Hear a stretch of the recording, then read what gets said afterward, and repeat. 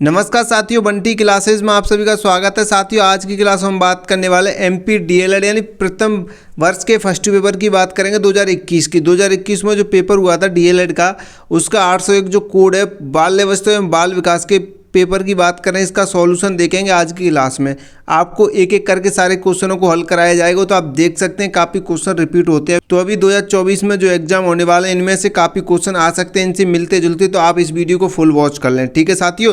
तो साथियों, मैं आपको बता दूं, इस पेपर को हल करने के लिए जो आपको समय मिलता है वो 3 घंटे का मिलता है। जो टाइम मिलता है वो 3 घंटे का मिलता है। मैक्सिमम मार्क्स इसमें नंबर होते हैं वो 70 अंक का ये पेपर होता है आपका।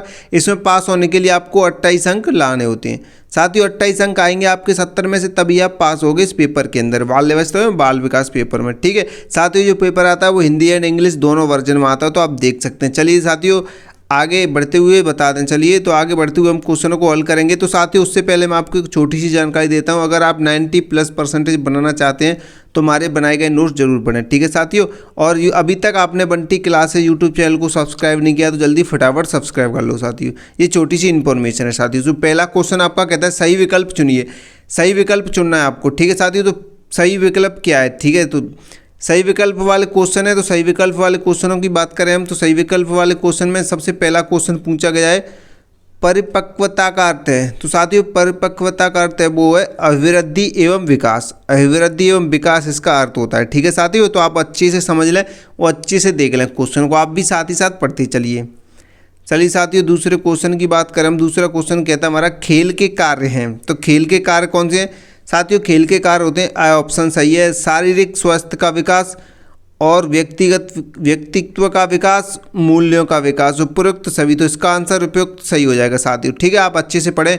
एमपी डीएलएड की सभी विषयों के नोट्स लेने के लिए व्हाट्सअप करें। तो साथियों, ये व्हाट्सअप नंबर है हमारा। अगर आप नोट्स लेना चाहते हैं तो ले सकते हैं। नोट्स में आपको इंपॉर्टेंट क्वेश्चन आंसर मिल जाएंगे जो कि हमने 2024 के लिए तैयार किया। आप देख सकते हैं साइड में आपको ये दिख रहा है, ये सारे नोट्स हैं हमारे, जो आप साइड में देख सकते हैं। ये ऐसे इस टाइप के नोट्स मिलेंगे आपको, प्रिंटेड नोट्स हैं जो हमने टाइप करके लिखे हैं। आप देख सकते हैं साइड में जो दिख रहे हैं, यही हमारे नोट्स हैं साथियों। ये हमारे खुद के नोट्स, बनाए गए नोट्स मिलेंगे आपको साथियों। तो चलिए आगे बढ़ते हुए तीसरे क्वेश्चन की बात करें। तीसरा क्वेश्चन कहता है हमारा सामाजिक विकास को प्रभावित करने वाले कारक। सामाजिक विकास को प्रभावित करने वाले कारक। तो साथियों, सामाजिक विकास को समाज प्रभावित करता है, विद्यालय साथियों, परिवार और उपयुक्त सभी। इसका आंसर हो जाएगा वो उपयुक्त सही हो जाएगा। जो भी आपको हाईलाइट वाले आपको जो दिख रहे हैं वही इनके आंसर हैं। चौथे क्वेश्चन की बात करें, बालक के समाजीकरण में सबसे महत्वपूर्ण कारक है। तो बालक के समाजीकरण में सबसे महत्वपूर्ण कारक होता है वो परिवार होता है साथियों, परिवार होता है। इसका परिवार ऑप्शन सही हो जाएगा। तो आप देखते चलें, पढ़ते चलें साथियों। पाँचवें क्वेश्चन की बात करें, दीवार स्वप्न पुस्तक के लेखक कौन है? तो दीवार स्वप्न पुस्तक के लेखक है वो गीजू भाई। गीजू भाई, इसका आंसर सही हो जाएगा।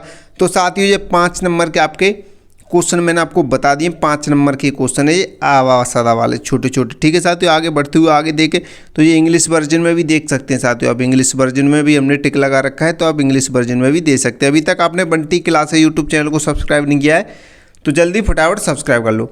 तो चलिए साथियों, हम 5 नंबर के हमने बात कर चुके हैं, 5 अंक की। अब 5 अंक की फिर से बात करते हैं। ये 5 अंक के आपको रिक्त स्थान मिलेंगे, ठीक है साथियों।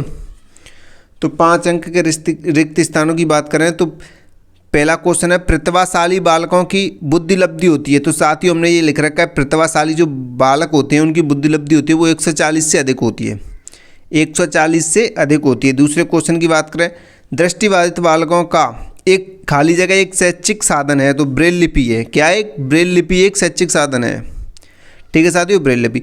तीसरे क्वेश्चन की बात करें, सूक्ष्म गति कौशल विकास की आयु तो वो 2 वर्ष है साथियों, 2 वर्ष है। चौथे क्वेश्चन की बात करें, संवेग का लैटिन शब्द है। तो संवेग का जो लैटिन शब्द है वो इमोवर, इमोवर जो हमने यहाँ पे लिख रखा है, आप देख सकते हैं इमोवर, ठीक है साथियों। 5वें क्वेश्चन की बात करें, विटामिन सी की कमी से होने वाला रोग है स्कर्वी रोग। काफ़ी रोग है विटामिन सी की कमी से होने वाले रोग, आप और भी लिख सकते हैं लेकिन हमने स्कर्वी लिखा है यहाँ पे। तीसरे क्वेश्चन की बात करें, इसमें एक वाक्य में उत्तर देना होता है, ठीक है साथियों। अभी हम 10 नंबर की बात कर चुके हैं, 10 अंक के क्वेश्चनों की बात कर चुके हैं। पहले 5 अंक के क्वेश्चन आवा सादा वाले थे, दूसरे में रिक्त स्थान वाले थे और तीसरे में एक वाक्य वाले, ठीक है साथियों। तो चलिए हम इनके भी एक वाक्य में आंसर दे देते हैं साथियों। तो शैशवावस्था का काल लिखिए। शैशवावस्था का काल लिखने के लिए बोल रहा है तो जन्म से 2 वर्ष, ठीक है साथियों। शैशवावस्था का काल जो होता है वो जन्म से 2 वर्ष तक होता है, ठीक है साथियों, जन्म से 2 वर्ष तक, ठीक है, ऐसे लिखना है। दूसरे क्वेश्चन की बात करें, हाथों से संबंधित गत्यात्मक विकास क्या है? तो हाथों और उंगलियों को आंखें आंखों के साथ समन्वय बैठाना, यही क्या है, गत्यात्मक विकास है। ठीक है साथियों, हाथों और उंगलियों को आंखों के साथ समन्वय बैठाना क्या है, गत्यात्मक विकास है। ठीक है साथियों, तीसरे क्वेश्चन की बात करें, स्थूल गति कौशल के विकास की अवस्था लिखिए। तो स्थूल गति और कौशल के विकास की जो अवस्था होती है वो 4 से 5 वर्ष होती है, 4 से 5 वर्ष। ठीक है साथियों, 4 से 5 वर्ष होती है, ये यहाँ पे भी हमने लिख रखा है। ठीक है साथियों, अब हम बात करें चौथे क्वेश्चन की, झूला घर का क्या उद्देश्य है। तो झूला घर यानी मैं आपको बता दूं, जो जहाँ पे बच्चे रहते हैं साथियों, बच्चों की केयर की जाती है, वही क्या है, झूला घर। तो झूला घर का उद्देश्य समुदाय में काम करने वाली माताओं के बच्चों के लिए डे केयर की सुविधा प्रदान करना। जैसे कि साथियों मैं आपको बता दूं, जो माताएं यहाँ पे काम करती हैं तो वो अपने बच्चों को ले जाती हैं, छोटे छोटे बच्चों को, तो उनके लिए एक झूला घर बनाया जाता है जहाँ पे झूला वगैरह होती हैं।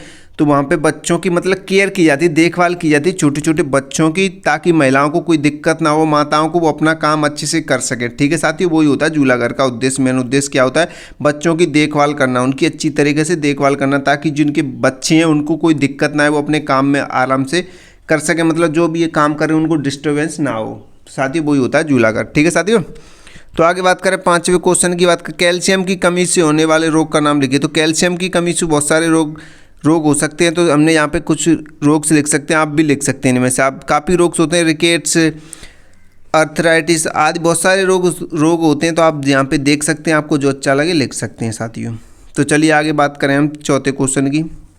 तो साथियों हमने 5 क्वेश्चन 15 अंक के क्वेश्चन कंप्लीट कर लें, छोटे छोटे जो कि पूछे जाते हैं 15 अंक के क्वेश्चन, जिनको आप आसानी से कर सकते हैं साथियों, अच्छे से समझ लें। ठीक है, चौथे क्वेश्चन की बात करें, चौथा क्वेश्चन कहता है समावेशी शिक्षा के 2 महत्व लिखिए। समावेशी शिक्षा के 2 महत्व लिखने के लिए बोल रहा है। तो पहला महत्व मैं आपको बता दूं साथियों, बालकों की असमर्थताओं का पता लगाकर उनके निवारण का प्रयास करना।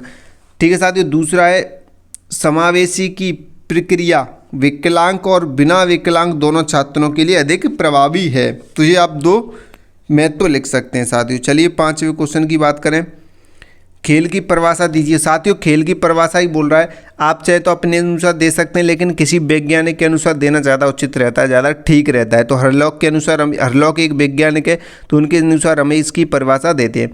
तो अंतिम परिणाम साथियों, ये परिभाषा है, अंतिम परिणाम का विचार किए बिना कोई भी क्रिया जो उससे प्राप्त होने वाले आनंद के लिए की जाती है, वह क्या है, खेल है साथियों। तो मैं आपको बता दूं, हम जो बच्चे होते हैं वो क्या कहते हैं, खेल खेलते हैं, तो उनको पता नहीं रहता हम जीतेंगे या हारेंगे, उनको कोई मतलब नहीं हार जीत से, उनको तो बस आनंद, खुशी मिलनी चाहिए, बस खेलने में आनंद आना चाहिए, बस उसी के लिए खेलते हैं। क्या है, यही तो परिभाषा है साथियों, यही परिभाषा है।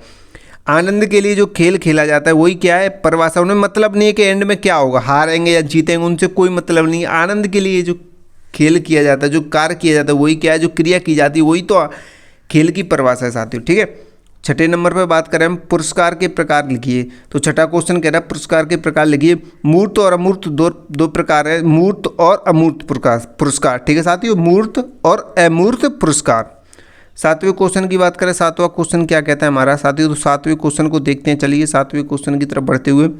तो 7वां क्वेश्चन कह रहा है हमारा, मनुष्य अपनी रोजाना की जिंदगी में, मनुष्य संवेग का अर्थ बता रहे हैं साथियों हम, संवेग का अर्थ, मनुष्य अपनी रोजाना की जिंदगी में सुख दुख भय क्रोध प्रेम ईर्ष्या घृणा आदि करता है, वह ऐसा व्यवहार किसी उत्तेजनावश करता है, ये अवस्था संवेग कहलाती है। तो साथियों ये संवेग का अर्थ है, जो आप देख सकते हैं साथियों, हमने ये लिख रखा है, तो आप अच्छे से समझ लें, अच्छे से पढ़ लें। ठीक है साथियों, 8वें क्वेश्चन की बात करें, 8वां क्वेश्चन क्या कहता है, दबंगता क्या है। दबंगता स्वयं से कमजोर व्यक्ति को डराने धमकाने की क्रिया या छेड़ना या धमकी देना, गाली देना, आक्रामक रूप से हावी होना, यह डराना आदि दबंगता है। तो साथियों मैं आपको बता दूं, एक पहलवान है और एक कमजोर व्यक्ति है। तो पहलवान कमजोर व्यक्ति पे क्या दिखाता है, अपनी दादागिरी दिखाता है, दबंगता दिखाता है ना, वही क्या है, वही तो दबंगता है साथियों। एक कमजोर व्यक्ति पे हाथ उठाना, उससे गाली गलौज करना, क्योंकि सामने वाले को पता है ये कमजोर है, वो कुछ नहीं कर सकता। तो कमजोर व्यक्ति को भी पता है मैं इससे कुछ नहीं कहूँगा, ज़्यादा कुछ कहूँगा तो ये मुझे मार सकता है, थप्पड़ वगैरह कर सकता है मेरे साथ। तो यही क्या है, दबंगता है साथियों, यही तो दबंगता है। तो चलिए साथियों आगे बात करें हम, 9वें क्वेश्चन की बात करें।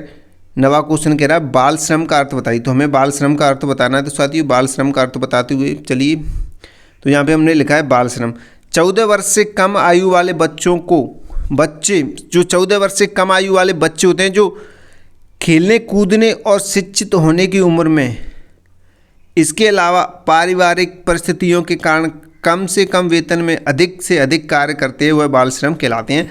तो साथियों मैं आपको बताऊं, जो बच्चे 14 वर्ष से कम होते हैं, जो उनकी पढ़ने लिखने की उम्र होती है, उन्हें ज़्यादा नॉलेज नहीं होती, पैसों के बारे में जानकारी नहीं होती है, कोई भी उन्हें 10 रुपये देता है तो पूरे दिन काम में लगा लेता है, काम में लगा लेता है। आप भी बच्चों से काफ़ी, आपने कहीं पे भी देखा होगा, बच्चे मजदूरी करते हैं, ईंट वगैरह ढोते हैं, कहीं से कहीं क्या करते हैं, कहीं से ईंटों को इधर ढोना उधर ढोना, आपने देखा होगा, भट्ठों पे देखा होगा, छोटे छोटे बच्चों पे ये काम करवाते हैं 10-20 रुपये में। तो यही क्या है, बाल श्रम है साथियों, बाल श्रम। कम से कम पैसों में ज़्यादा काम करवाना 14 साल के बच्चों से, यानी 14 साल के कम बच्चों से, ठीक है साथियों, यही क्या है, बाल श्रम। साथियों 10वें क्वेश्चन की बात करें, वृद्धि परिपक्वता एवं शारीरिक विकास में संबंध बताइए। वृद्धि परिपक्वता एवं शारीरिक संबंध, शारीरिक विकास में क्या बताना, संबंध बताना है। तो साथियों मैं आपको बता देता हूँ, चलिए साथियों अभी हम अथवा वाले क्वेश्चन कर रहे हैं। यहाँ से 10वें क्वेश्चन थे, मैं आपको बताऊँ अथवा वाले क्वेश्चन स्टार्ट हो जाते हैं। तो सर 10वें में थे और ये अथवा वाला क्वेश्चन ये है, तो आप दोनों में से एक ही क्वेश्चन करेंगे साथियों। मैं आपको बताऊँ, दोनों में से एक ही क्वेश्चन करें, दोनों को ना करें। अगर दोनों को करते तो उससे कोई फ़ायदा नहीं, आपका टाइम वेस्ट हो जाएगा, उससे कोई फ़ायदा नहीं, आपको ज़्यादा नंबर नहीं मिलेगा। आपको दोनों में से एक ही क्वेश्चन करना है, ठीक है साथियों। जो आप पे अच्छी तरीके से आए पहले वही करो, ठीक है। तो चलिए मैं इसकी बता देता हूँ। 10वें वृद्धि परिपक्वता एवं शारीरिक विकास में संबंध बताना है, तो मैं बता देता हूँ। वृद्धि कोशिकीय गुणन है साथियों। वृद्धि क्या है, एक कोशिकीय गुणन है, जैसे ऊंचाई, वजन में वृद्धि आदि, ठीक है साथियों। और विकास सभी अंगों का संगठन है जो वृद्धि को उत्पादित करता है, ठीक है साथियों। परिपक्वता इन दोनों के परिणाम पर निर्भर करती है या नहीं भी करती, जो मनुष्य को सुनने लेने के लिए तैयार करती है, मनुष्य को सुनने लेने के लिए तैयार करती है। तो साथियों मैं तीनों का एक एक पॉइंट बता दिया है, ठीक है साथियों। आगे बात करें सूक्ष्म गति कौशल की विशेषताएं लेगी। तो सूक्ष्म गति कौशल की विशेषताओं के बारे में बात करते हैं साथियों। तो इसका मैं आंसर दे रहा हूँ, ठीक है। सूक्ष्म गति कौशल ऐसा विकास होता है जिसमें बच्चा वस्तुओं को उठाना, पकड़ना और जांच परख करने की क्रियाओं को सीखता है। इसमें बच्चा विभिन्न क्रियाओं को करना तथा उन्हें समन्वित एवं नियंत्रित करना सीखता है, ठीक है साथियों। ये इसका आंसर हो गया। 11वें क्वेश्चन की बात करें, 11वें क्वेश्चन में कह रहा है समाजीकरण की प्रक्रिया की मुख्य विशेषता लिखी। काफ़ी स्टूडेंट ये सोच रहे होंगे मैंने दोनों आंसर, अथवा वाले का भी आंसर दिया है और वैसे का भी आंसर दिया है। तो साथियों मैं तो आंसर दे रहा हूँ ओनली, लेकिन आपको कॉपी में ऐसा नहीं करना है। कॉपी में बस आपको एक ही करना है दोनों में से, ठीक है साथियों। आप पे जो भी आए वो कर देना, अच्छे से जो आता है उसको पहले कीजिए, ठीक है। तो हम समाजीकरण की प्रक्रिया की मुख्य विशेषता लिखिए। तो समाजीकरण की प्रक्रिया की मुख्य विशेषता, समाजीकरण सीखने की प्रक्रिया, जो साथियों हम विशेषता लिख रहे हैं पॉइंट बना के। तो आप इस क्वेश्चन का आंसर ऐसे दे सकते हैं, जैसे साथियों ये क्वेश्चन पूछा गया है समाजीकरण की प्रक्रिया की मुख्य विशेषता लिखिए, तो हम ऐसे लिखेंगे इसका आंसर। पहले हमको ये लाइन लिखनी है, समाजीकरण की प्रक्रिया की मुख्य विशेषता निम्नलिखित रूप से दी गई हैं, निम्नलिखित या निम्न प्रकार से लिखी गई हैं या निम्न प्रकार से बताई गई हैं। तो आप देखिए पहले पॉइंट आ रहे हैं एक, ठीक है, समाजीकरण सीखने की प्रक्रिया है। 2 नंबर, समाजीकरण एक निरंतर प्रक्रिया है। 3 नंबर, समाजीकरण की प्रक्रिया सापेक्षिक होती है। 4 नंबर, समाजीकरण की प्रक्रिया द्वारा सांस्कृतिक का हस्तांतरण होता है। तो साथियों आप ऐसे आंसर दे सकते हैं। चलिए आगे बढ़ते हुए, तो साथियों मैंने अभी 10 क्वेश्चन, इसमें 11 क्वेश्चनों का आंसर दिया है। तो साथियों ये वीडियो बहुत लंबा हो जाएगा और मेरे पेपर में इतनी ज़्यादा जगह नहीं, ये बाकी के सारे बड़े बड़े क्वेश्चन हैं, तो आप मेरे नोट्स में देख लेना, सबका आंसर मिल जाएगा। साथियों आप नोट्स वगैरह ले सकते हैं, लेना है तो जल्दी फटाफट ले लीजिए। ये सारे क्वेश्चन है, आप इनको अच्छी तरीके से हल कर लेना, ठीक है साथियों। सीरीज बुक से कर लेना या नोट से कर लेना। MPDLED की सभी विषयों के नोट्स लेने के लिए आप ये व्हाट्सअप नंबर पर हमें मैसेज कर सकते हैं, 72 40 28 72 81। साथियों ये हमारा व्हाट्सअप नंबर है, जो आपको बगल में दिख रहे हैं, ये हमारे नोट्स हैं। आप अच्छे से इन नोट्स को देख सकते हैं, इंपॉर्टेंट नोट्स हैं साथियों। पेपर जैसे पेपर में क्वेश्चन पूछे जाते हैं ना, उसी हिसाब से हमने नोट्स तैयार किए हैं आप लोगों के लिए। आप साइड में देख सकते हैं साथियों, जो साइड में जो दिख रहा है आपको, ये हमारे नोट्स हैं साथियों, ठीक है साथियों। चलिए आगे बढ़ते हुए, जो इस क्वेश्चन है इसमें आपको टोटल 20 क्वेश्चन मिलेंगे साथियों।